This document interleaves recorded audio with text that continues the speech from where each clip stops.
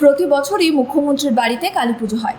স্বাভাবিকভাবেই এই দিনটিতে মমতা বন্দ্যোপাধ্যায়ের বাড়িতে কার্যত বসে চাঁদের হাট। এবারও তার অন্যথা হলো না। সকাল থেকেই জোর কদমে চলে পুজোর প্রস্তুতি। ফুল আলো সেজে ওঠে মুখ্যমন্ত্রীর বাড়ি। ঠিক আর 5টা ঘরের মেয়ের মতোই আটপৌরে শাড়িতে পুজোর সব দিকে নজর চালান মমতা। নিজের হাতে এদিনও খিচুড়িও রান্না করেন তিনি। সন্ধ্যায় নিজের হাতে বাড়িতে প্রদীপ জ্বালান তিনি। কথা বলেন বাড়িতে আসা অতিথিদের সঙ্গে। রীতিমতো খোশ মেজাজে এবার দেখা গেল তাকে। কালীঘাটে মুখ্যমন্ত্রীর বাড়িও আলোয় সাজানো হয়েছে। দীপাবলির সন্ধ্যায় নিজের হাতেই প্রদীপ জ্বালিয়েছিলেন মুখ্যমন্ত্রী।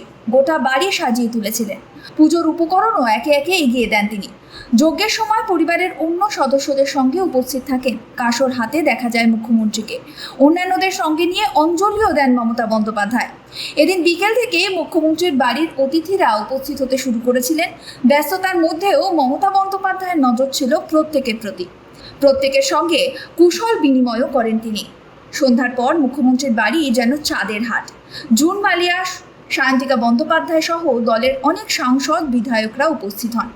টলিউডের শিল্পীদের পাশাপাশি বহু বিশিষ্টজনরা এদিন হাজির হয়েছিলেন মুখ্যমন্ত্রীর বাড়িতে। এদিকে লেক কালীবাড়ি থেকে সোজা কালীঘাটের বাড়িতে গিয়েছেন তৃণমূলের সর্বভারতীয় সাধারণ সম্পাদক অভিষেক বন্দ্যোপাধ্যায়। সঙ্গে ছিল মেয়ে আজানিয়াও।